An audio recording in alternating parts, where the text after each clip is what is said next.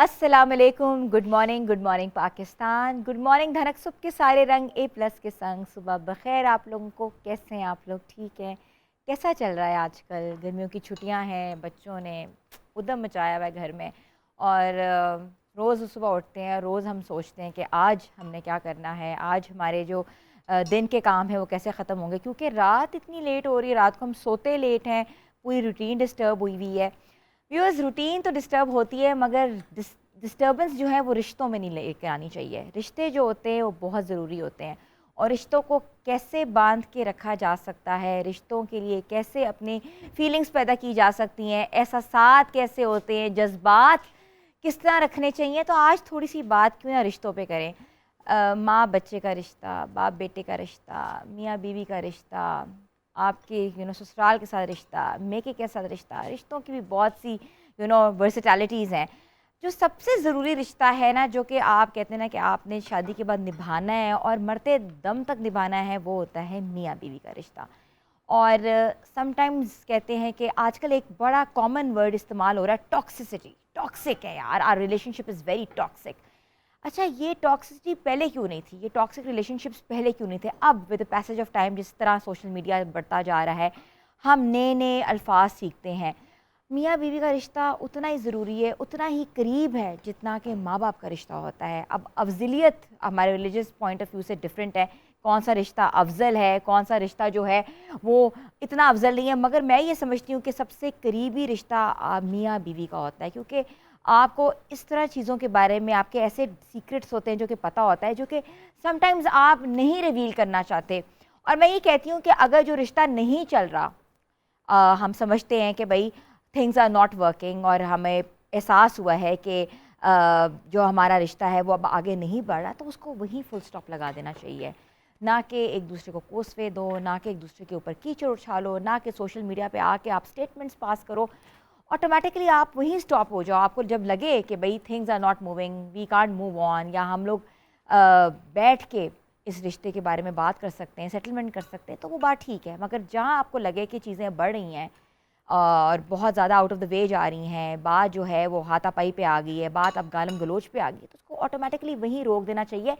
क्योंकि इससे बहुत से जो आपस में जुड़े हुए रिश्तेदार हैं, ख़ानदान हैं, लोग हैं, वो भी एसोसिएट होते हैं, ऑटोमेटिकली वो भी डिस्टर्बेंस का शिकार होते हैं। जब आपका और आपके हस्बैंड का रिश्ता आगे नहीं जा रहा होता, आपको कुछ ना कुछ बाउंड्री सेट करनी चाहिए। और अगर आपको लगे कि वो बाउंड्रीज़ भी पार हो गई हैं और वाकई कि अब एक बात है कि यहाँ फुल स्टॉप लगना चाहिए, तो इसमें कोई बड़ी बात नहीं है। डिवोर्स रेट्स वाकई बढ़ गए हैं, हम ऐसा नहीं कह रहे कि डिवोर्स रेट्स बढ़ें और आप इन चीज़ों को हम पॉजिटिविटी और पॉजिटिव तौर पे आप इसको रोक दें, ऐसा नहीं है। आप ऑटोमेटिकली अपना रास्ता जो है वो अलग कर लें, और आप कुछ अरसा गैप ले लें। आप सोच समझ के, अल्लाह ताला ने भी कहा है कि आप रुजू कर सकते हैं। आप 3 बार हमें रुजू करने का हक़ दिया है, कुरान मजीद में भी हक़ है। तो इस तरीके से हम बहुत सी बड़ी बड़ी चीज़ों से बच सकते हैं, बहुत से बड़े बड़े फ़ैसलों से बच सकते हैं, जो फ़ैसला हम करके सारी ज़िंदगी के लिए पछताएं। तो ये तो एक छोटा सा एक मेरा मैसेज था, सोचा कि आज आज आप लोगों से शेयर करूं। मगर इस मैसेज के साथ हमारा जो मैसेज जो हम रोज़ लेते हैं वो अपने किचन से लेते हैं, कि आज किचन में अनम जो हैं वो रिश्तों के ऊपर हमें क्या बताएंगी। अस्सलाम वालेकुम अनम। वालेकुम अस्सलाम। रिश्ते मेरे लिए तो एक बड़ी खूबसूरत चीज़ है, क्योंकि मेरी लाइफ में बहुत थोड़े से लोग हैं और वो बहुत इम्पोर्टेंट लोग हैं समहाउ। और मुझे ऐसा लगता है कि ये जो टॉक्सिक रिलेशनशिप, चाहे फिर आपका किसी के साथ है, चाहे फिर वो आपके पेरेंट्स है या आपके फ्रेंड सर्कल में, या XYZ आपके हस्बैंड किसी के साथ भी, या वाइफ के साथ, तो बेटर यही होता है कि आप अपने तौर पे जो है चीज़ों को जब तक चल सकती हैं चलाने की कोशिश कर लें। लेकिन वही आपकी वाली बात है कि जितना हद तक आप रुजू कर सकते हैं। लेकिन मेरा नहीं ख्याल कि कोई भी बंदे का ऐसा रिलेशनशिप होगा जो वो उसको कैरी ऑन नहीं करना चाहता होगा। जाहिर बात है, अगर कोई रिलेशनशिप रखा हुआ है तो वो उसको ओ भी कर रहा है। बिल्कुल ऐसा ही है। तो मेरा ख्याल है कि रिलेशनशिप तो हम ओन करेंगे, मगर हाँ, सबसे पहले जो जो खाने में, रिलेशनशिप को मजबूत करता हाँ, है वो है आपका खाना। बिल्कुल। आज की रेसिपी जो है 5 स्टार होटल्स के अंदर आपको यूजुअली मिलती है और इट्स वेरी एक्सपेंसिव। और जितने कि आप वहाँ पे एक वो चीज़ लेते हैं, वहाँ पे आप जो है अपने घर के लिए तकरीबन 5 से 6 लोगों के लिए वो डिश रेडी कर सकते हैं। तो आज बेसिकली हम चिकन स्निसनल बनाने लगे हैं और इसकी रेसिपी जो है बेसिकली ये कॉन्टिनेंटल डिश है और इसको ऑन साइड सर्व किया जाता है फ्राइज़ या आप सौते वेजिटेबल्स के साथ इसको एंजॉय कर सकते हैं। तो मैं आपको जल्दी से, अगर आपके पास टाइम है तो मैं आपको एक इसकी क्विक रेसिपी दे देती हूँ। इसके लिए हम चिकन बोनलेस यूज़ करेंगे, कट इनटू स्टेक्स, बिल्कुल थिनली स्टेक्स में कट करेंगे। बेशक जो है आप उसको थोड़ा सा हैम करके जो है उसको फ्लैट कर लें। Salt, black pepper, red chili crush और चिकन पाउडर मिक्स हर्ब्स लगाकर आपने इसकी मैरिनेशन रेडी कर लेनी है। उसके बाद एक और इसकी कोटिंग रेडी होगी। उसके लिए हम मैदा लेंगे 1 कप के करीब, उसमें ब्रेड क्रम्स जाएंगे 1 कप, उसमें थोड़ा सा फ्रेश कोरिएंडर जाएगा, सॉल्ट जाएगा, ब्लैक पेपर जाएगी। अच्छा, पामेजान चीज़ क्योंकि वो एक्सपेंसिव होती है, उसका ऑल्टरनेटिव जो है आप चेडर चीज़ जो है इसके अंदर ऐड कर सकते हैं। सिंपल, आपने चिकन मैरिनेटेड को जो है पहले मैदे में कोट करना है। अच्छा, अब इसकी जो एग की कोटिंग है उसके अंदर मैंने 2 एग्स लिए हैं, 2 टेबलस्पून इसमें मायोनीज जाएगा और 1 टेबलस्पून इसके अंदर मस्टर्ड पेस्ट जाएगा। उसकी कोटिंग करेंगे और फिर लास्टली इसकी कोटिंग करके जो है बिल्कुल लो फ्लेम पे हम इसको कुक करेंगे और लाइट गोल्डन गोल्डन से आपकी ये जूसी टाइप के जो है आप स्टेक्स इसको तैयार करें, प्रेप करें। तो व्यूअर्स, किचन को हम आपको बार बार छोटी छोटी चीज़ें ज़रूर बताते हैं क्योंकि किचन जो होता है ना, हर रिश्ते का, हर प्यार का एहसास हमें लगता है कि किचन से है, क्योंकि किचन का जो खाना जो है ना वो रिश्तों को भी उतना ही मजबूत करता है।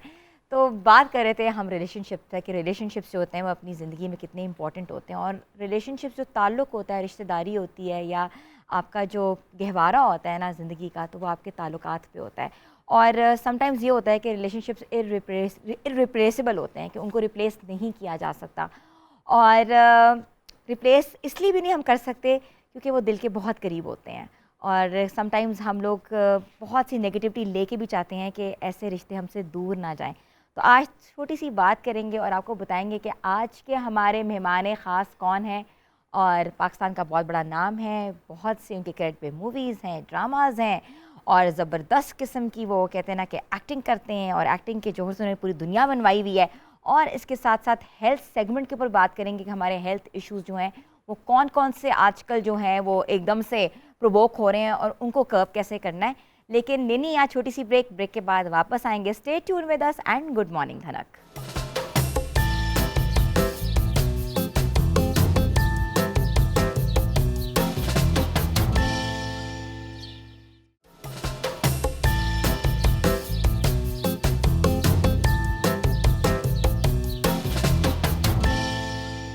आपको एक बार फिर से हम खुशामदीद कहते हैं। व्यूअर्स, अगर हम बात करें सेहत पे, तो पाकिस्तान में 26.9% जो नौजवान हैं वो डायबिटिक हैं, और एक रिसर्च के मुताबिक कि ये आहिस्ता आहिस्ता बढ़ती जा रही है। और अगर हम बात करें गुर्दों के ऊपर, गुर्दों के अमराज की बात करें, तो पाकिस्तान 8वें नंबर पर भी है।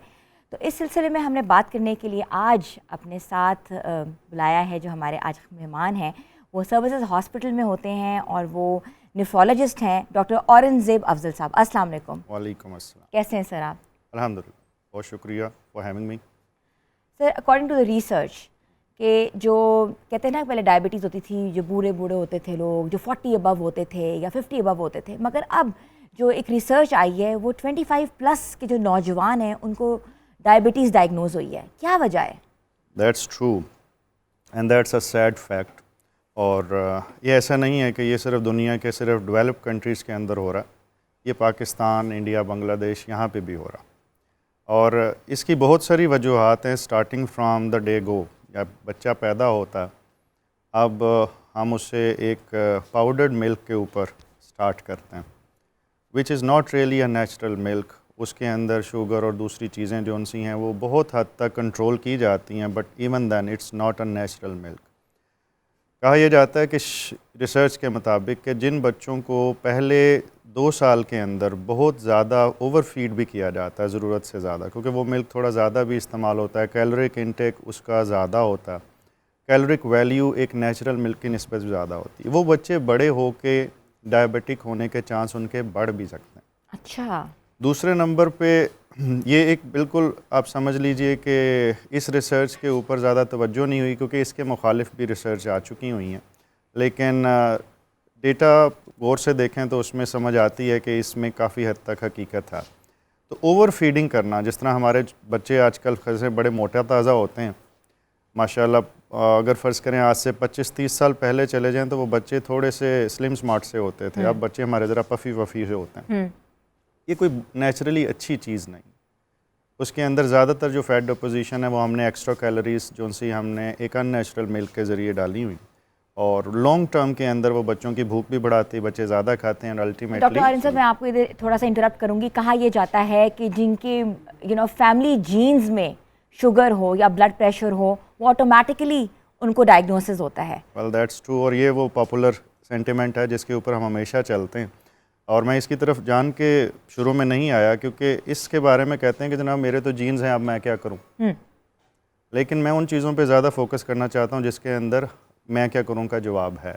उनमें से एक मैंने जिक्र कर दी। दूसरी चीज़ यही है कि जब फ़र्ज़ करें जीन्स अगर हैं तो जीन्स के ऊपर भी एक बटन लगा हुआ जो से टर्न ऑन करता है, टर्न ऑफ करता। किन किन चीज़ों से वो टर्न ऑन हो सकते हैं? हमारी सीडेंट्री लाइफस्टाइल। अगर हमने बच्चों को बाहर खेलने की बजाय टैबलेट्स और वीडियो गेम्स पे लगाया हुआ है, पुराने ज़माने में बच्चों को मार पड़ती थी कि घर जाके बैठो सुकून से, धूप में मत खेलो। अब बच्चों से मिन्नतें की जा रही होती हैं, ये टैबलेट छोड़ दो, ज़रा बाहर जाके खेल लो। ये रिवर्स एटिमोलॉजी जो सी है, इसकी वजह से ये फसाद बरपा हो रहा है और वो जीन जल्दी टर्न ऑन हो रहे हैं। जैसे आपने कहा पहले जुमले में, 3rd डेकेड ऑफ लाइफ के अंदर शुगर आना शुरू होगी, और वो भी type 2। Sedentary lifestyle, fast food, cold drinks, और उसके बाद एक्सरसाइज ना होने के बराबर। और एक इसमें फैक्टर स्ट्रेस का भी है। जो स्ट्रेसफुल चैलेंजेस अब हैं, बच्चों को सो कॉल्ड बहुत कंफर्टेबल है, लेकिन साइकोलॉजिकल चैलेंज पहले से ज़्यादा हैं। अब बच्चा इस टाइम पाकिस्तान में बैठा हुआ कैलिफोर्निया के बच्चे का भी मुकाबला कर रहा है ड्यू टू सोशल मीडिया। तो वो सोशल प्रेशर्स थोड़े से बढ़ गए हैं। अपनी ज़िंदगी में लोग मगन थे पुराने ज़माने में और खुश थे अपने पीयर्स को देख के। अब पीयर्स पूरी दुनिया में हैं, तो कोई अपने माली हालात और कुछ सरकमस्टांसिस की वजह से भी स्ट्रेस लेते हैं। एडोलेसेंस के अंदर, जिसको हम ये 10 साल से 20 साल के अंदर कहते हैं, इसके अंदर इस टाइम सुइसाइड का रेट बहुत बढ़ चुका है। पूरी दुनिया में बढ़ चुका है। और जितने डेवलपमेंट कंट्रीज़ हैं, ज़्यादा डेवलप कंट्रीज़ हैं, उनमें ज़्यादा बढ़ रहा है।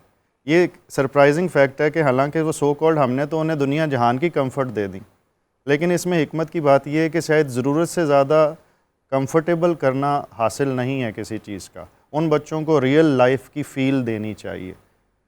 मिसाल, अगर ये इसका ताल्लुक डायबिटीज़ से या स्ट्रेसफुल से तो नहीं है, लेकिन अगर फ़र्ज़ करते हैं हमने हर चीज़ से बच्चों को बचा के ही रखना है, उनको छोटी छोटी टेंशनों की एक्सपोजर नहीं देना कि हम देखेंगे और ये कुछ ना करें।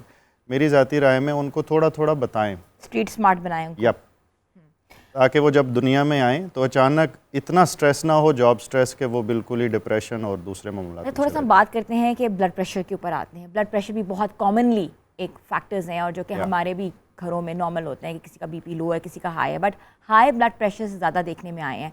और हाई ब्लड प्रेशर कॉज करते हैं आपका ब्रेन हैमरेजेस और किडनी इफेक्ट्स। किडनी के ऊपर थोड़ा सा मुझे बताएं कि किडनी के जो इश्यूज़ चल रहे हैं, लोग डायलिसिस पे चले जाते हैं, स्टोन इश्यूज़ हैं, उसकी क्योरेबिलिटी कैसे हो सकती है? काफ़ी बड़ा सवाल है। आपने स्टार्ट किया कॉज से और फिर उसकी क्योरेबिलिटी पे चले गए। मैं कोशिश करूँगा इसको शॉर्ट करने की। वजह जो मैंने पीछे डायबिटीज़ की वजह बताई, करीबन वो सारी वजह आजकल ज़्यादा बीमारियां होने की इसकी भी है। एक ही जिस्म है, उसके अंदर अगर शुगर ज़्यादा होगी तो गुर्दे के मर्ज़ भी ज़्यादा होंगे। अगर हमारे पास फास्ट फूड ज़्यादा है जिसमें सॉल्ट का इंटेक बहुत ज़्यादा है, तो हमें ब्लड प्रेशर का चांस बढ़ेगा। जब हम एक्सरसाइज नहीं करेंगे, जिसम में इजाफी फ़ैट होगी वो खून की नालियों के रास्ते में आएगी, ब्लड प्रेशर बढ़ने का बाइस बनेगी।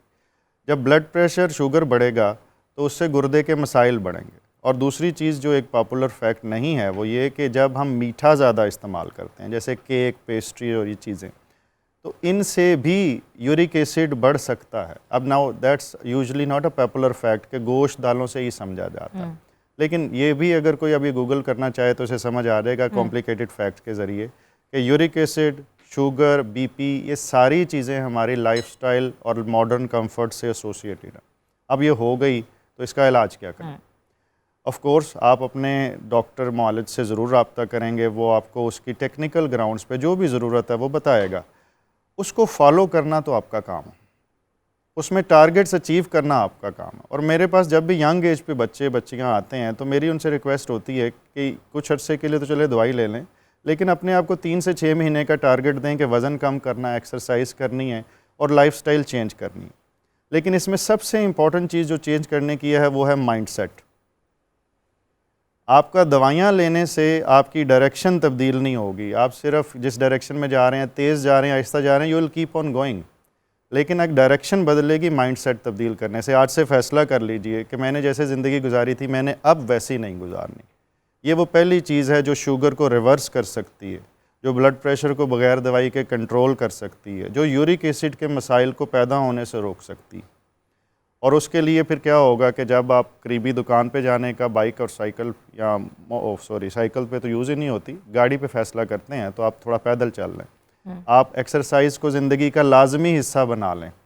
अगर आप ये कर लेते हैं, फ़ास्ट फूड से इज्तनाब करते हैं, फ़िज़ी ड्रिंक्स और इन चीज़ों से दूर रहते हैं, तो शुगर भी रिवर्स हो रही है। ये अब सिर्फ वेस्ट का पार्ट नहीं है कि वहाँ पे शुगर लोग रिवर्स करते हैं। पाकिस्तान में मेरे अपने कई पेशेंट्स हैं, दे आर ऑफ मेडिसिन, दवाई छोड़ दी हुई है। अच्छा। बट उन्होंने अपनी ज़िंदगी को 180 पे चेंज किया है।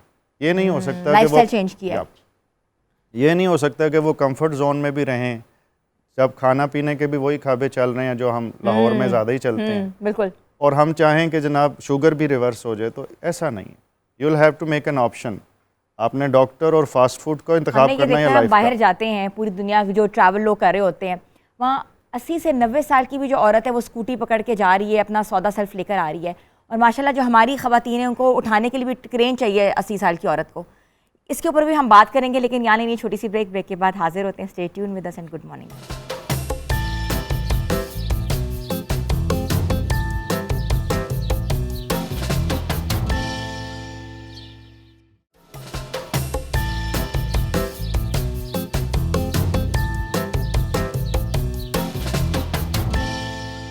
आपको एक बार फिर से हम खुशामदीद कहते हैं। हेल्थ इश्यूज़ पे हम बात कर रहे हैं और उसके लिए डॉक्टर औरंगज़ेब अफजल साहब हमारे साथ हैं, जो कि न्यूरोलॉजिस्ट हैं सर्विसेज हॉस्पिटल के। जी सर, हम बात कर रहे थे कि लाइफस्टाइल के ऊपर, कि लाइफस्टाइल बाहर क्या है और यहाँ क्या है, उसको किस तरीके से हम चेंज कर सकते हैं। ओके, सबसे पहले लाइफस्टाइल हम कहते किसे हैं, ये थोड़ा सा फैशनेबल सा वर्ड है।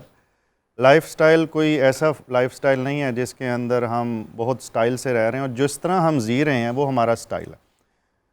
अगर हम फ़र्ज़ करें कि सुबह उठते हैं और सुबह उठते ही पहला काम हमारा जौन सा है वो नाश्ता ढेर सारा करना है और उसके बाद खामोशी से काम पे जाना है, शाम को वापस आना है, दोपहर में भी खाना खाना है, रात को खाना खाते ही हमने बेहोश हो जाना है। ये यूजुअल लाइफस्टाइल है जो हम सब, जिसका बहाना सबसे ज़्यादा बनाते हैं हम बिज़ी हैं, जो किसी हद तक बात सच भी है। लेकिन इसमें फ़ैसला ये करना है कि क्या आप एक मोहताज खुदा न खास्ता या बीमार ओल्ड सोल बनना चाहते हैं, और ओल्ड भी नहीं, अब तो आपने जैसे बताया यंग एज के अंदर आप बीमार होना चाहते हैं। अगर ठंडे दिमाग से इस सवाल का जवाब दे दें तो 99.9% लोगों का जवाब होगा नो।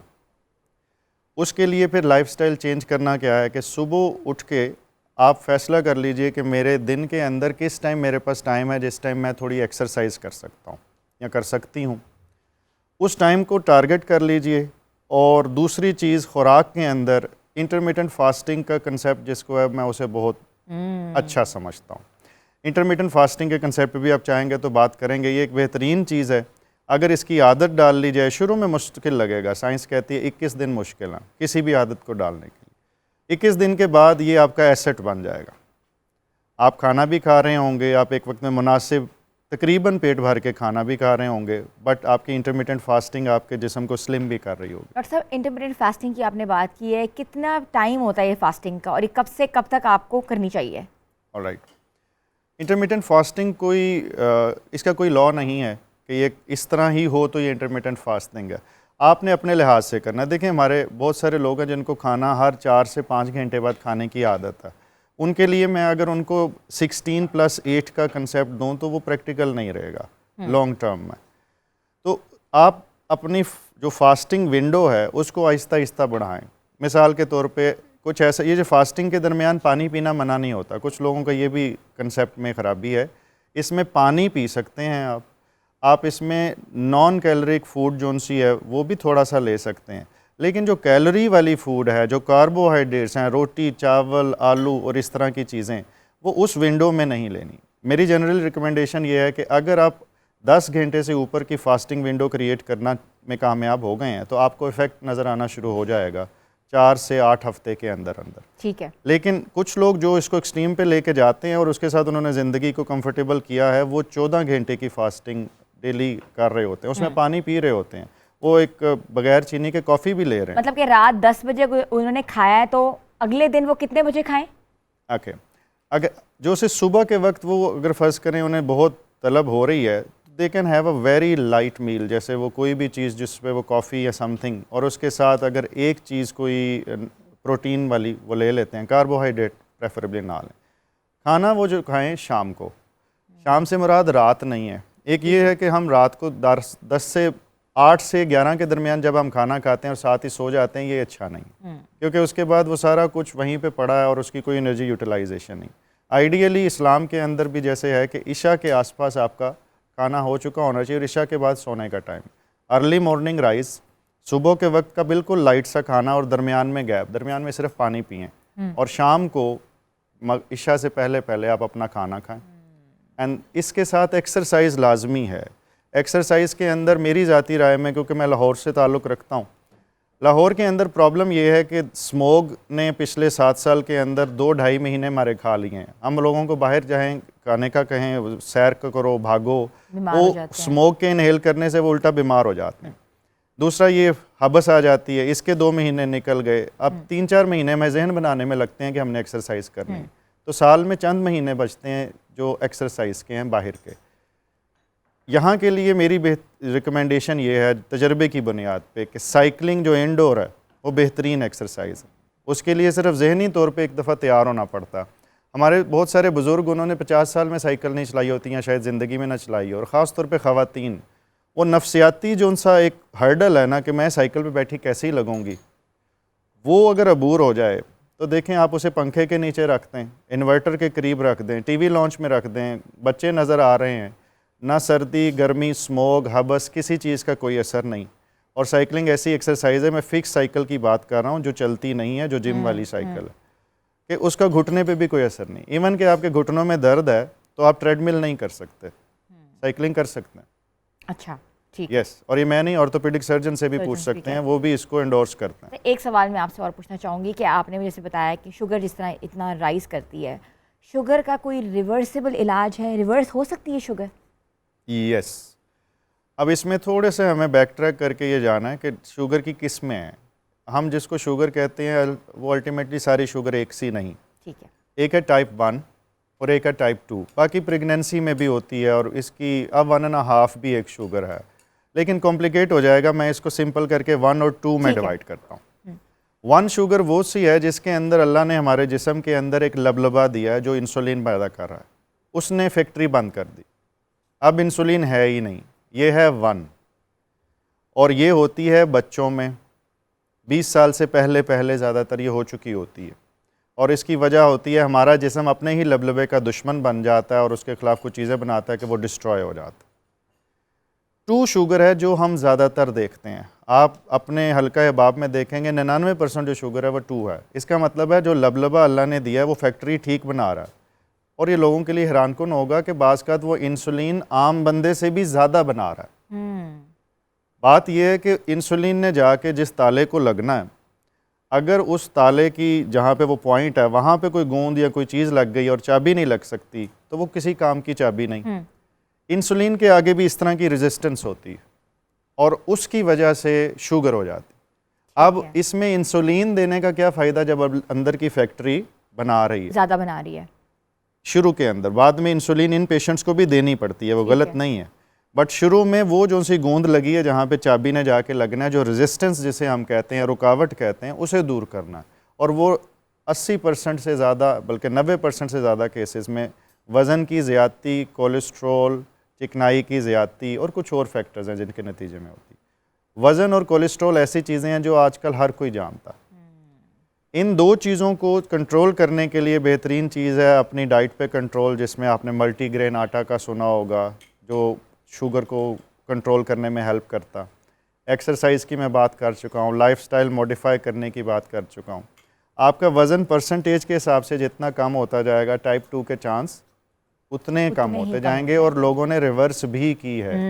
जिसे कहते हैं डाइट कंट्रोल्ड डायबिटीज़। अब ये बाकायदा एक कैटेगरी है कि खुराक से कंट्रोल की गई शुगर, जिसमें दवाई की ज़रूरत नहीं पड़ रही। पड़ती। तो बहुत आपने आज बड़े अच्छे मुफीद मशवरे दिए हैं, और ये हमारे रोज़ घरों में अगर हम देखते हैं तो किसी ना किसी को कोई ना कोई चीज़ डायग्नोसिस होती हैं और पता नहीं लगता कि करना क्या है। मगर डेफिनेटली जिस तरह शुगर रिवर्स हो सकती है, ब्लड प्रेशर को आप क्योर कर सकते हो अगर अपना आप लाइफस्टाइल बेहतर बना लो। और डॉक्टर साहब, अगर आपको किसी ने कांटेक्ट करना हो या आपसे कंसल्टेशन लेनी हो तो वो आपके पास कहाँ आ सकते हैं? मैंने जैसे बताया सर्विसेज हॉस्पिटल के अंदर तो मैं होता हूँ, बाकी हॉस्पिटल जहाँ प्राइवेट क्लिनिक करते हैं वो भी एक एहसान मुमताज़ हॉस्पिटल है लाहौर के अंदर, वहाँ ठीक पे है, भी एहसान मुमताज़ हॉस्पिटल जौहर टाउन में हॉस्पिटल है, आप इनसे वहाँ कंसल्टेशन ले सकते हैं। सर्विसेज हॉस्पिटल जो है गवर्नमेंट हॉस्पिटल है जेल रोड पे, आप वहाँ आ सकते हैं, डॉक्टर साहब वहाँ अवेलेबल होंगे। Thank you so much sir. तो व्यूअर्स, यहाँ लेनी है छोटी सी ब्रेक के बाद वापस आते हैं, आपको बताएंगे कि आज के हमारे मेहमान खास कौन है। Stay tuned with us and good morning धनक।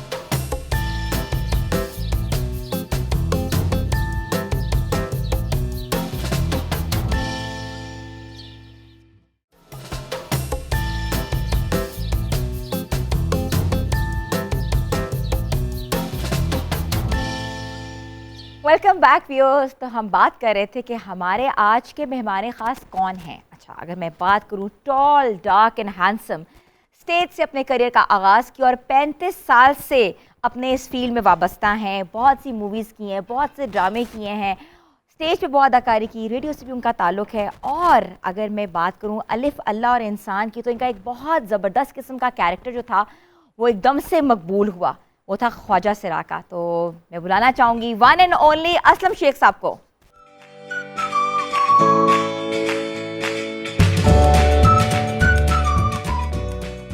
अस्सलाम वालेकुम एंड वालेकुम अस्सलाम और अस्सलाम वालेकुम A+ देखने वाले तमाम पाकिस्तान में और पाकिस्तान से बाहर जितने व्यूवर हैं उनकी खिदमत में असलम शेख का अस्सलाम वालेकुम। Tall dark and handsome, not married yet, why? शायद यही वजह है। यही वजह है। शायद यही वजह है। ये वजूहात क्या हैं और क्यों हैं? हमने सोचा कि हम क्यों ना आपसे 1 to 1 पूछें, तो please have a hot seat. Why not sure. और हॉट सीट जो होती है ना, वो हमारी इतनी हॉट नहीं होती, आप बिल्कुल परेशान ना होइएगा कि हम ऐसे हॉट सवाल करेंगे, बड़े मज़ेदार किस्म के सवाल करेंगे आपसे।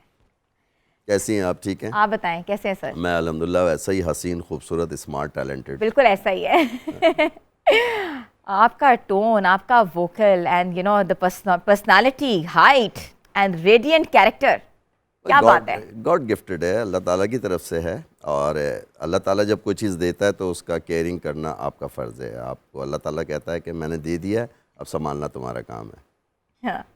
अच्छा, हम बात बड़े क्रिस्प तरीके से करेंगे। मुझे तो पहले बताया ना कि 35 साल इस फील्ड को दिए और माशाल्लाह अभी भी काम कर रहे हैं। जी जी जी।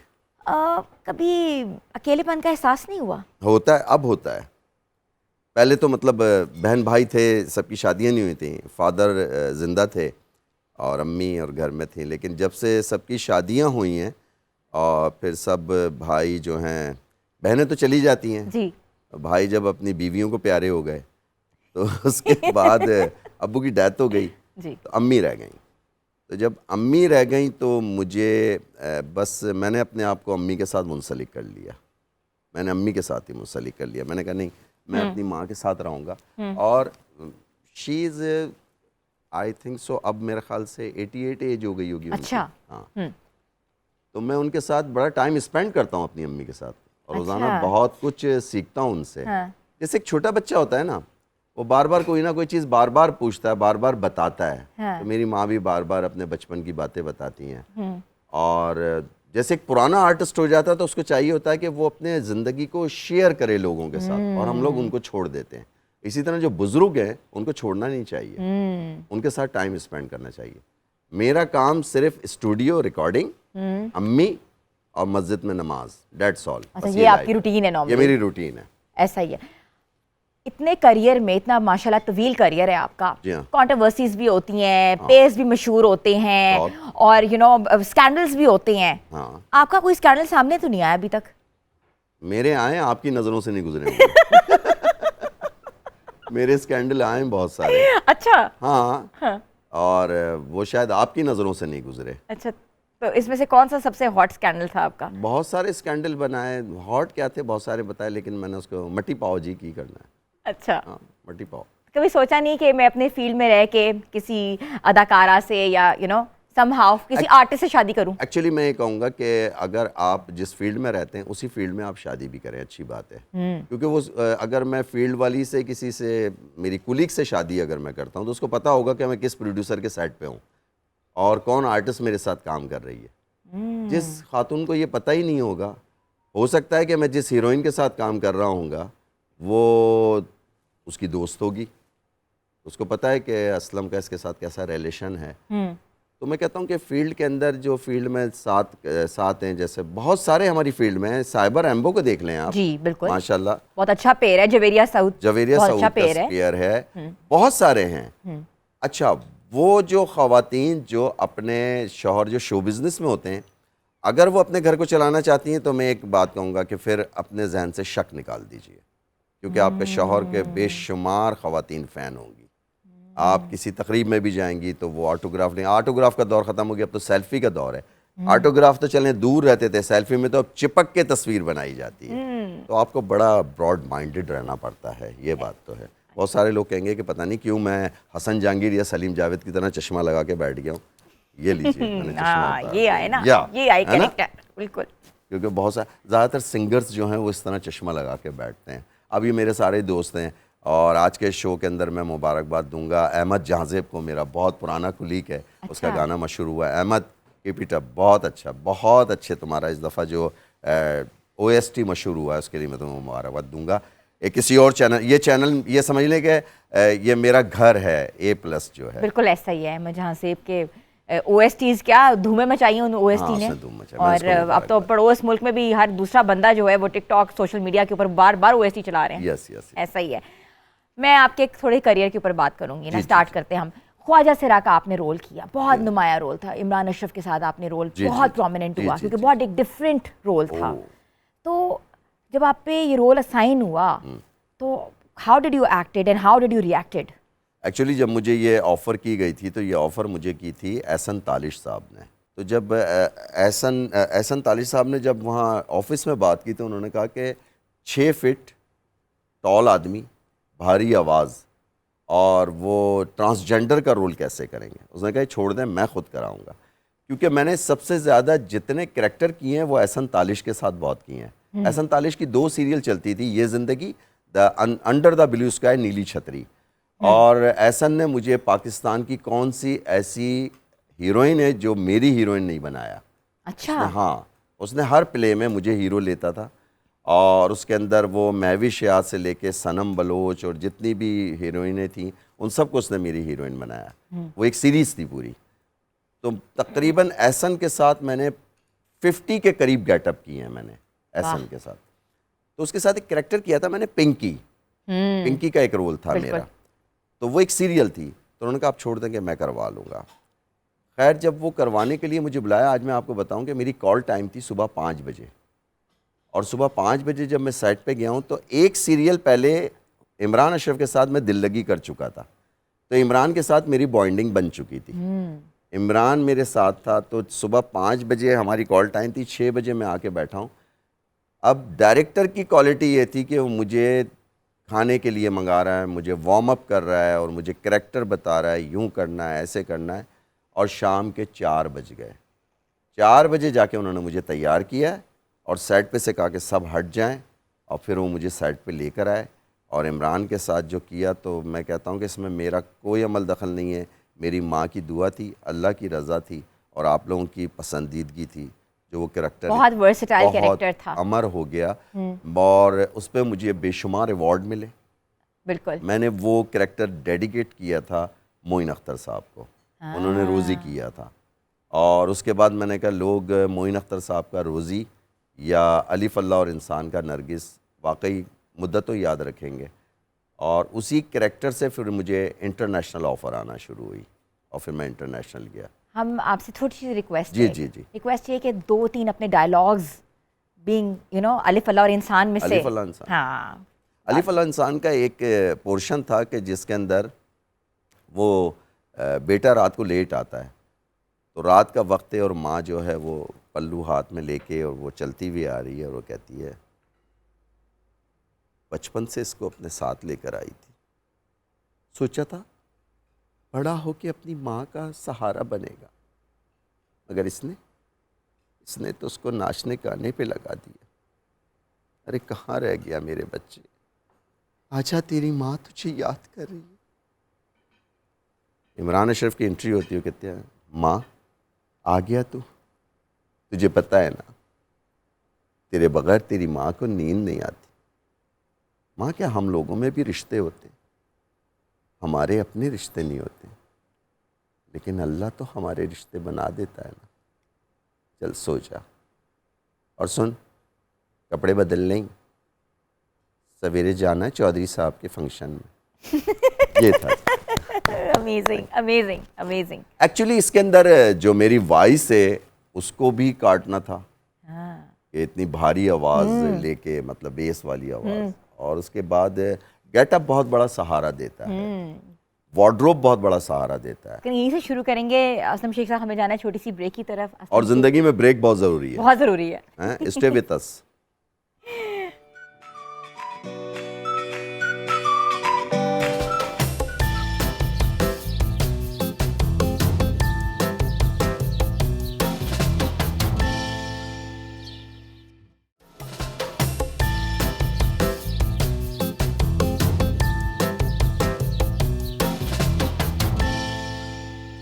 आपको एक बार फिर से हम खुशामदीद कहते हैं। असलम शेख साहब आज हमारे साथ हैं, हमें बहुत सी बातें बता रहे हैं और अपने फ़नी करियर के साथ साथ उन्होंने ज़िंदगी में कौन कौन सी चीज़ें की हैं उसके बारे में बात करते हैं। असलम शेख साहब, मुझे ये बताएं कि जाने जहाँ आपका जो प्ले अभी रिसेंटली आया है, तो सबसे ज़्यादा कौन सी ऐसी चीज़ है जो कि आपको उस प्ले में करना मुश्किल लगी? देखें, जाने जहाँ जो सीरियल है, जब ये करैक्टर मेरे पास आया तो इसमें मेरे सीन तो मेरे ख्याल से 100 के करीब थे, लेकिन टॉकी सीन 3 थे। कितना मुश्किल काम था कि सिर्फ एक्सप्रेशन से काम लेना है आपने। अच्छा, एक ट्रैक होता है कि जी मेरा ट्रैक है, एक इनका ट्रैक है, एक इनका ट्रैक है। ठीक है। जाने जहाँ के सारे ट्रैक के साथ मैं मुंसलिक था, हीरोइन के साथ भी, हीरो के साथ भी, विलन के साथ भी, सारे ट्रैक के साथ, और पॉजिटिव करैक्टर था। ये इतना मुश्किल करैक्टर था, लेकिन अल्हम्दुलिल्लाह कासिम अली मुरीद डायरेक्टर, जिन्होंने टिच बटन फिल्म भी की थी, और प्रोडक्शन जो है वो भाभी की थी, हुमायूं सईद की मिसेस की, और सना शाह नवाज़ और समीना हुमायूं, इनकी प्रोडक्शन थी नेक्स्ट लेवल। इन्होंने मुझे बड़ा कंफर्ट लेवल दिया और बाकायदा मुझे कासिम ने ऐसे हाथों में रखा। अच्छा, मैं फ़र्स्ट टाइम काम कर रहा था हमज़ा अली अब्बासी और आयज़ा के साथ। मुझे नहीं लगा कि मैं इनके साथ फ़र्स्ट टाइम काम कर रहा हूँ, क्योंकि आसिफ रज़ा मीर, सवेरा नदीम, दूसरों के साथ तो मैं कर चुका था, लेकिन हमज़ा के साथ इतने ज़्यादा मेरे सीन थे कि सीरियल के अंदर हमज़ा अली अब्बासी मुझे अपनी हीरोइन लगने लगा। मैंने कहा इतने सीन एक हीरो के साथ मेरे। कासिम अली मुरीद वो एक बहुत जॉली तरीके से सेट पे रहते थे, और उन्होंने जिस तरह मुझसे कहीं कहीं जुमले भी आए तो उन्होंने कहा जुमला नहीं बोलना है, एक्सप्रेशन से बोलो। तो कासिम के साथ पहले मैं, जब वो डीओपी थे तो मैं बहुत कर चुका था, मेरी ख्वाहिश होगी कि मैं कासिम के साथ अगला कोई प्रोजेक्ट, अगले प्रोजेक्ट्स भी करें।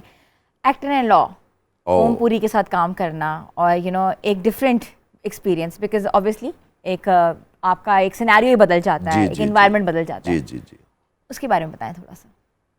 एक्टर इन लॉ से पहले मैं 3 मूवीज़ कर चुका था। मेरी पहली मूवी थी नो पैसा नो प्रॉब्लम, दूसरी थी भाई लोग, और तीसरी थी सल्तनत। लेकिन वो खातिर कहाँ कोई कामयाबी हासिल नहीं कर सकी थी। हमारे यहाँ एक अलमिया है कि अगर फिल्म के अंदर कोई फ्लॉप हो जाता है तो वो कहते हैं कि ये फ्लॉप एक्टर है, ऐसी कोई बात नहीं है। जबकि उस वक्त मेरे साथ नो पैसा नो प्रॉब्लम में निर्मा मेरे साथ थी पेयर में, और मेरा उनके साथ सॉन्ग भी था नो पैसा नो प्रॉब्लम में। जब एक्टर इन लॉ मुझे ऑफ़र की गई तो मैंने मना कर दिया था। अच्छा। हाँ, मैंने मना कर दिया। मैंने कहा नहीं, मैं नहीं करूँगा, क्योंकि 3 मूवीज़ कर चुका हूँ मैं। मेरे एक दोस्त हैं खावर हसन, उन्होंने मुझसे कहा, उससे पहले इनकी एक फ़िल्म आ चुकी थी नामालूम अफराद। नामालूम अफराद। तो उन्होंने कहा शेख साहब आप सब कंप्रोमाइज़ कर जाएं, सिर्फ काम करें और कुछ नहीं कि जी मैंने करना है। मैंने कहा क्यों? कह लें ये फ़िल्म सुपर हिट है। मैंने कहा कैसे? ये कह लें सुपर डुपर हिट फिल्म है, ये मैं आपको बता दूं। और मैं नबील कुरैशी को जानता भी नहीं था। जब नबील से मेरी मुलाकात हुई तो मैंने नबील से कहा कि नबील साहब आपने मुझे क्यों कास्ट किया इसमें? कह लें जब ये कैरेक्टर मेरे सामने आया या लिखा जा रहा था या लिख रहे थे तो बार बार चेहरा आपका सामने आ रहा था ये कि ये इलेक्ट्रिक कंपनी का चेयरमैन ऐसा होना चाहिए। और वो फिल्म की, उसमें महवी शयाद थी, फ़ाद मुस्तफ़ा थे और सबसे बड़ी बात ओमपुरी साहब थे। अच्छी कास्ट, बड़ी कास्ट, अच्छी कास्ट, बिल्कुल। बहुत ब्लॉकबस्टर सीरियल गई वो।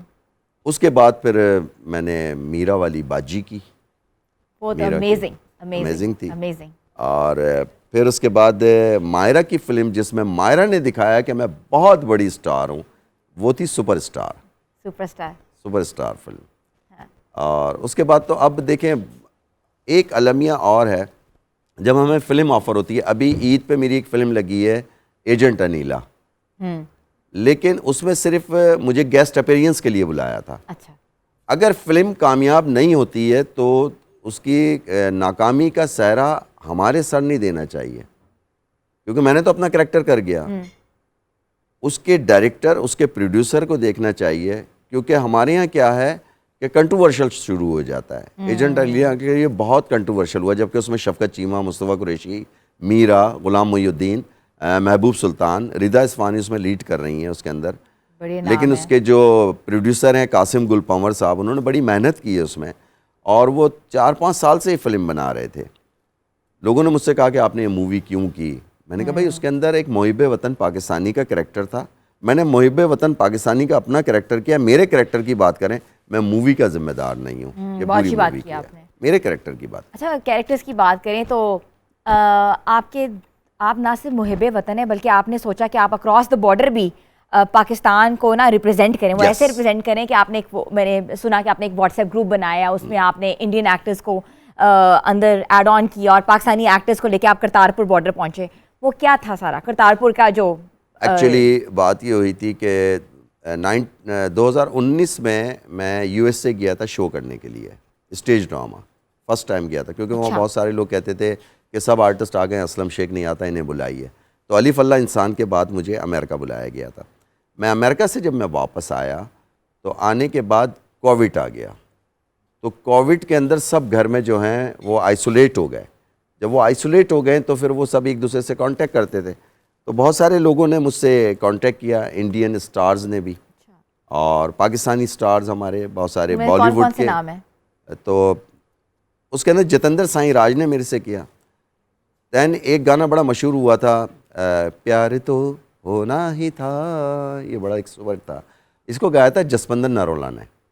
अभी एक फिल्म आई है एनिमल्स, उसके अंदर ज्योति अरोड़ा थी। बिल्कुल। तो और उसके जो रुए रवां थे वो थे शमी चौधरी साहब। तो शमी चौधरी साहब ने और विनय जोशी, इन्होंने मुझे रिक्वेस्ट की कि क्या आपको बुरा न लगे तो हम अपने ग्रुप में आपको ऐड कर लें। उनका था आर्ट लवर ग्रुप, वहाँ से क्रिएट हुआ था। उन्होंने यहाँ से मदिया शाह और बहुत सारे आर्टिस्टों को उन्होंने इसमें इन किया था। जब मैं उसमें शामिल हुआ, मेरी अम्मी ने मुझे मना कर दिया था कि आप पड़ोसी मुल्क का काम नहीं करेंगे। मुझे हमेशा ऑफ़र हुई, मैंने मना कर दिया। अच्छा। पाकिस्तान में फिल्म स्टार्स शान, मरहूम यूसुफ खान साहब और असलम शेख, ये 3 लोग थे जिन्होंने इंडिया के लिए हमेशा मना किया कि हम इंडिया में काम नहीं करेंगे। लेकिन ये व्हाट्सएप ग्रुप से उन लोगों ने मेरी अम्मी को इस तरह राज़ी कर लिया कि मेरी माँ राज़ी हो गई कि चलो आप इनके साथ काम कर लो। तो यही वजह थी कि मैंने एक्टर इन लॉ की। फिर उनके साथ जब मेरा कांटेक्ट हुआ तो हमने कहा कहाँ मिले? हमने कहा कि पाकिस्तान हम आ नहीं सकते, आप नहीं आ सकते, चलें हम दुबई के अंदर मिलते हैं और इसको एक पीस लेके चलते हैं।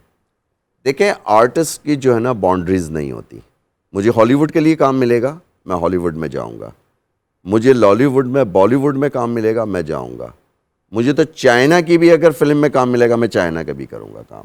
ठीक है ना, मैं आर्टिस्ट हूँ, मैं अपने आर्ट को सेल आउट करूंगा, मैं अपना आर्ट लेके जाऊंगा। लेकिन बाहर मुल्क जाने के बाद मुझे एहसास हुआ कि असलम शेख आप नहीं होते बल्कि पाकिस्तान होता है, कि जब मुझे अमेरिका में स्टेज पे बुलाया तो उन्होंने कहा कि पाकिस्तान के फिल्म स्टार असलम शेख, तो पहला लफ्ज़ पाकिस्तान का आया, the I am a representative, मतलब मैं एम्बेसडर हो गया। तो मैंने कहा शेख साहब बड़ा सोच समझ के ख्याल रखना पड़ता है। सवाल आपने किया कि उनके साथ ऐसा किया, मुझे फिर फिल्म ऑफर हुई मिशन परफॉर्मेंस, लेकिन वही वजह थी कि वीज़े का प्रॉब्लम था, डायरेक्टर नहीं आ सकते थे, मैं नहीं जा सकता था। फिर वो कैरेक्टर रज़ा मुराद साहब ने किया और उसने इंटरनेशनल अवार्ड बहुत सारे जीते, बहुत अवार्ड जीते। और मैं आज इस चैनल के थ्रू जो कि इंडिया में भी देखा जा रहा है और अमेरिका में, पूरी दुनिया में देखा जा रहा है। मैं अमेरिका में बैठ के A+ देखा करता था। अच्छा। हाँ, अमेरिका में, तो वहाँ पे कार्ड्स वगैरह लगा के हम देखते थे पाकिस्तानी चैनल। तो मैं पाकिस्तानी गवर्नमेंट से भी कहूँगा कि आर्टिस्टों के लिए तो कि कंफर्ट लेवल दीजिए ना आप, ताकि आर्ट एक्सचेंज हो सके, कि बॉर्डर खुल सके और आसानी हो सके। आसानी, हम देखिए माशियत भी हो, मतलब वहाँ से हमारी बहुत सारी चीज़ें यहाँ आएँ, मतलब हम अपनी खाद आ सकती है, आलू प्याज आ सकता बिल्कुल, है, ट्रेड हो सकता है बहुत बड़ा, ट्रेड बहुत बड़ा, हाँ, एक ट्रेड सेटअप हो सकता है वहाँ से। तो ये आवाम को रिलीफ देने के लिए मैं अरबाब इक़्तिदार से कहूँगा, पाकिस्तान के भी और पड़ोसी मुल्क के भी, कि ये लड़ाई झगड़ों में तो कुछ नहीं रखा। बिल्कुल ऐसा ही है, बिल्कुल ऐसा ही है। असलम शेख साहब, आपको भी हम किचन में लेके जाएंगे और आपसे पूछेंगे कि आप क्या चीज़ें अच्छी बना सकते हैं। यार देखें, मैं दिन भर घर में अपनी अम्मी के लिए खाना पकाता हूँ, यहाँ नहीं बनाऊंगा, यहीं से शुरू करेंगे, यहाँ से नहीं, यहाँ नहीं बनाऊंगा, यहाँ नहीं बनाएंगे, बट यहाँ खाएंगे। लेनी छोटी सी ब्रेक, ब्रेक के बाद वापस आते हैं। Stay tuned with us and good morning धनक।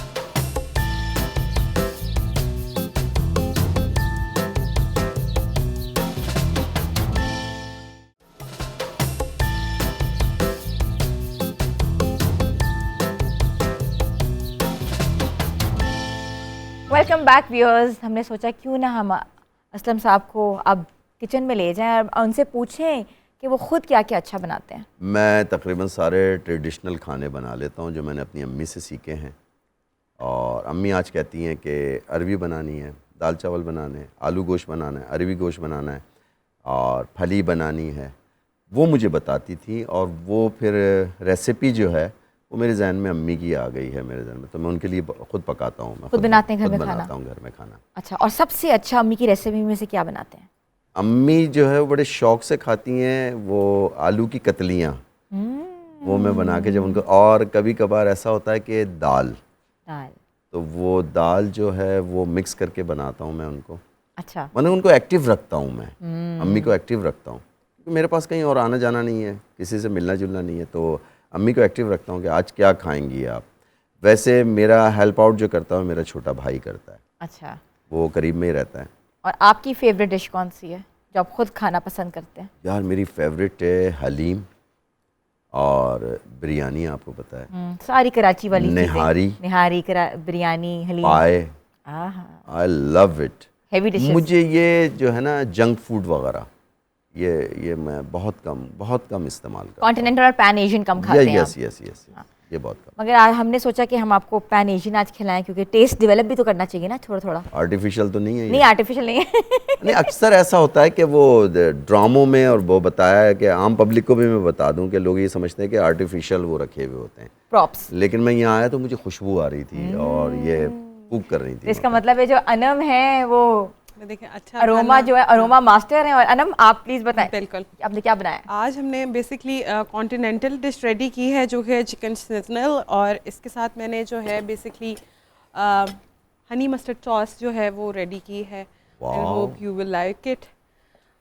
और वेरी नाइस, वेरी नाइस। जो हमने इसकी रेसिपी बता दी थी, रेसिपी जो है व्यूअर्स को बता दी है, मगर असलम साहब आप प्लीज इसको डिश आउट करें और आप खा के बताएं आपको कैसा लगा, क्योंकि ये डमी नहीं है। मैं आपको नहीं, मुझे पता डमी नहीं है। जब मैं स्टूडियो में दाखिल हुआ तो खुशबू आ रही थी, तो मैंने कहा कि यार वो ख़वातीन जो है वो मेरे ख्याल से खानों के ज़रिए दिल में उतरती हैं। Are you married? जी। मैंने वो पूछ लूँ ना, यानी आपके शौहर तो बड़े खुश रहते होंगे आपसे। यार मैं देखूँ, आप मुझे देखेंगी या आप भी मेरे साथ शेयर करेंगी? मैं बिल्कुल आपके साथ शेयर करती हूँ। मैं कोशिश करती हूँ कि मैं ज़रा ब्रेक में खाया करूँ, क्योंकि फिर बोलने का काम होता है, आपको पता ही है। अच्छा, चलिए साथ साथ खाते हैं, साथ साथ बातें भी करते हैं। एक मिनट, बिस्मिल्लाहिर्रहमानिर्रहीम। वाह यार, आपके फैमिली मेंबर जो है वो आपसे बहुत खुश रहते होंगे। हाँ जी, हैं? बहुत खुश रहते हैं, लेकिन अब वो उनको मौका ज़रा कम कम ही मिलता आपको पता था कि आप शेफ ही बनेंगी? है। जी अच्छा, खाने बना लेती हैं, कभी किसी को बेवकूफ़ बनाया? हाँ। ऐसे अभी ट्राई नहीं किया, वैसे मुझे नहीं लगता कि ज़रूरत पड़ेगी कभी खुद ब ज़िंदगी खुद में। बन जाते हैं। ऐसे ही होता है। कहना मैं ट्राई नहीं करती, खुद ब खुद बेवकूफ़ बन जाते हैं। वाह। ये भी है। इधर हम छोटी सी साथ साथ बातें करते रहे, मुझे ये बताएं कि फेवरेट डायरेक्टर आपका जिसके साथ आप दिल चाहता है आप काम करें, कौन है? या वन एक नहीं, एक नहीं ये इस सेगमेंट की खासियत ये है कि हर चीज़ आपने एक बोलनी है। नहीं नहीं नहीं, एक नहीं यार, बढ़ाएं। क्योंकि अब 35 ईयर्स के अंदर देखें, जो फेवरेट थे ना टेलीविज़न के ज़माने के, वो रिटायर हो गए टेलीविज़न से, और अब जो आए उसमें एक नाम नहीं ले सकता, मैं नाम लूँगा बिल्कुल। एहसन तालिश, कासिम अली मुरीद और एहतशाम, बहुत सारे नाम हैं, किसी का नाम नहीं लूँ तो नाराज़ नहीं होइएगा, लेकिन इनके साथ में बड़ा कंफर्टेबल रहता हूँ। और सबसे बड़ी बात यह है कि मैं हुमायूं भाई के साथ बहुत कंफर्टेबल रहता हूँ, हुमायूं सईद साहब। ठीक है। Favourite writer? फेवरेट राइटर या फेवरेट राइटर तो चेंज होते रहे, जैसे कैसरा हयात ने लिखा था अलिफ अल्लाह और इंसान, कैसरा हयात ने। इसी तरह बहुत सारे हैं, पीछे अगर देखा जाए तो खान आसिफ, हामिद काश्मीरी, सीमा गज़ल, और बहुत सारे राइटर हैं, अभी कैसरा हयात हैं, बहुत सारे। ठीक है। Favourite actress? बस जल्दी से रैपिड फायर है। एक्ट्रेस हाँ, जिसके साथ आपका दिल चाहता है मैं बार बार काम करूँ, होता है ना, कंफर्ट जोन होता है। फेवरेट अपने महविश हयात, मायरा, यमुना जैदी। अच्छा अच्छा, फेवरेट ठीक है। Favourite actor? Favourite actor Humayun Saeed, Hamza Ali Abbasi, Imran Ashraf, many others. Very nice. ऐसी एक टिप जो आपको एमेच्योर आर्टिस्ट सारे देख रहे हैं who wants to join you know ये मीडियम, जो ड्रामा मीडियम है, ड्रामा इंडस्ट्री में आना चाह रहे हैं, उनके लिए ऐसी टिप, क्योंकि अक्सर लोग दरवाज़ों से ही वापस चले जाते हैं, उनको मौका ही नहीं मिलता आने का, आपके what do you think about it, कि आप क्या उनको मशवरा देते हैं? देखिए, मैं उनको मशवरा दूंगा कि आप लोग आइए, आप में टैलेंट है, आप ज़रूर कामयाब होंगे, लेकिन ये मीडिया ऐसा है, यहाँ आपको सब कुछ मिलेगा। पता है क्या होता है कि जब इज़्ज़त, शौहरत और दौलत मिल जाती है, नाम मिल जाता है, तो कुछ लोग औरतों को प्यारे हो जाते हैं, कुछ नशे को प्यारे हो जाते हैं, कुछ अल्लाह को प्यारे हो जाते हैं। मैं ये कहता हूँ कि मैं अपने काम को प्यारा हो गया। वाह, मुझे भी बहुत कुछ ऑफ़र होती हैं, वेरी नाइस। और बुराइयाँ कहाँ नहीं होती। हमारे यहाँ इतनी सी बुराई होगी, कहते हैं मीडिया बुरा है, मीडिया बुरा नहीं है। खुदा की कसम, वाहिद मीडिया है जहाँ लड़की की इजाज़त के बगैर आप उसको उंगली नहीं लगा सकते, ना आप उसको टेंस कर सकते हैं, क्योंकि वो आपका प्रोजेक्ट छोड़ के चली जाएगी। और जो इदारों के अंदर काम करती हैं लड़कियाँ, अगर उसका मैनेजर या CEO उसको टॉर्चर करता है तो वो रिज़ाइन नहीं कर सकती, घर जाके रो ही सकती है। आज मैंने इतनी बड़ी बात कर दी है कि मीडिया के अंदर इतनी सेफ होती है खातून। अगर गंदगी होगी तो मर्द में, औरत में, खुद के जहन में होगी, नहीं तो उसको कोई कुछ नहीं कर सकता। सच अ नाइस मैसेज और क्लोजिंग के ऊपर आपने दिया है। Thank you so much Aslam Shaikh साहब, आपका बहुत बहुत शुक्रिया। Amazing meeting you. आपका बहुत बहुत शुक्रिया, बातें करती रही हैं, खाने में मज़ा आ आप रहा खाना है। खाएं। हाँ, हमेशा से कहा जाता है कि या एक्टर होता है या नहीं होता, मगर कुछ लोग जो होते हैं ना कि अपनी पर्सनालिटी से, उनकी पर्सनालिटी में एक एक्टर झलक रहा होता है, और आज हमने वही देखा है। तो प्लेजर मीटिंग यू। मैं कहता हूँ एक्टर से अच्छा इंसान होना चाहिए। मुझसे कितने ने पूछा कि क्या वजह, अभी सवाल पूछा कि आप बार बार हुमायूं सईद की बात करते हैं, क्यों करते हैं? हुमायूं सईद की आज मैं ऑन ईयर बात ये करूँगा कि हुमायूं सईद ना गॉसिप्स करता है, ना बैक बाइटिंग करता है। हुमायूं सईद सिर्फ काम करता है, और वो दोस्तों का दोस्त है। वाह। तो व्यूअर्स, इसी के साथ प्रोग्राम का वक्त होता है ख़त्म, कर लेंगे एंड। आपका नहीं दिल चाह रहा? यार मैंने तो इतना एंजॉय कर रहा था, इतनी अच्छी टीम है A+ की, इतना अच्छे डायरेक्टर, इतना अच्छे क्रू, कैमरामैन, ये जो जितने, और ये पैनल के ऊपर बैठे हुए प्रोड्यूसर, ये ऑडियो इंजीनियर्स, ये सब, और आपके साथ मुझे बहुत अच्छा लगा। आपने मुझसे कोई ऐसा सवाल नहीं किया कि वो क्लिप कट के और वायरल हो जाए, कि कोई कंट्रोवर्शियल कोई सवाल। क्योंकि हम चाहते थे कि असलम शेख साहब एज अ ज़िंदगी में वो कौन है, ये जानना चाहते थे। मैं मॉर्निंग शो में बहुत कम जाता हूँ, बहुत कम जाता हूँ। मैंने कहा ना, अवार्ड में भी कम जाता हूँ मैं। और मैं ज़्यादातर काम से दिलचस्पी रखता हूँ, अपना काम अच्छा करता हूँ, और आप सबके लिए दुआएं। अल्लाह ब्लेस यू, A+ कामयाब रहे, खुशहाल रहिए। ओके जी, खुदा हाफिज़।